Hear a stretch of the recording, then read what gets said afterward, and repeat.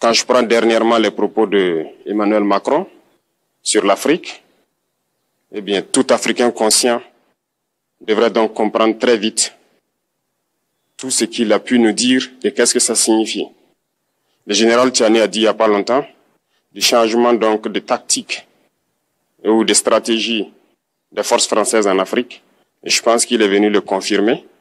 Il s'agit de dissoudre et de garder un dispositif socle.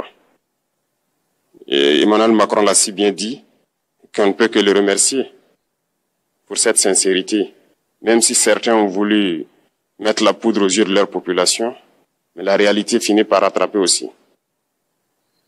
Ils ne partiront pas de certains pays. Ils ont juste dissous le dispositif. Vous ne les verrez plus dans des bases, mais dans les ambassades, ils seront là. Ils vont constituer des sociétés de sécurité pour sécuriser leurs sociétés qui existent dans ces pays-là. Mais les soldats seront là. Mais vous ne les verrez plus en tenue ou rassemblés dans des bases. C'est tout ce que ça veut dire. Ils vont se réorganiser, mais seront là. Il a parlé de politesse vis-à-vis de certains chefs d'État en leur donnant la primauté d'annoncer donc la rupture ou le départ des forces françaises. Ça nous importe peu, on peut dire. Mais tout ce que nous savons, c'est que si vous voulez une rupture avec ces forces impérialistes, c'est simple, on dénonce les accords. Tout commence par là-bas. Et je pense que l'exemple du Tchad, en tout cas, est palpable. Ils ont commencé par dénoncer les accords. Sinon, si on ne dénonce pas les accords, juste dire que les bases quittent, on n'a rien fait. Parce que le problème se trouve dans les accords coloniaux de défense qui ont été signés depuis l'indépendance. Le plus dangereux n'est pas ceux-là que vous voyez dans les bases. Le plus dangereux, ce sont les conseillers militaires. Les conseillers militaires existent dans tous ces pays. Ils ont existé au Burkina aussi jusqu'en fin 2022, jusqu'à ce que nous prenions nos responsabilités. Et qui sont ces conseillers militaires? C'est ceux-là qui sont censés mettre en pratique la politique de la France ici. Ils doivent travailler à rendre nos armées très faibles pour que la France puisse toujours avoir l'argument d'exister ici. Sous Blaise Compaoré, ils avaient réussi. Nos sentinelles prenaient donc la garde avec des bâtons. C'est ça que la France veut de nos armées. Lorsque nous arrivons à cette étape, nous n'avons pas le choix que de vouloir qu'ils viennent s'installer. Mais l'armée burkinabé a réussi à un moment donné à se débarrasser des conseillers militaires. Malheureusement, je pense qu'en 2019, après l'opération au Tapuanou, où ces Français ont vu que l'armée burkinabé avait encore une capacité de réagir au terrorisme, ils ont appelé le chef d'état-major en France, ils l'ont instruit de reprendre les conseillers militaires dans toute la structure. Eh bien, il n'a pas accepté, mais au retour au pays, les politiques l'ont instruit d'accepter les conseillers militaires. Et c'est là que les conseillers militaires sont revenus dans l'armée burkinabé en 2019.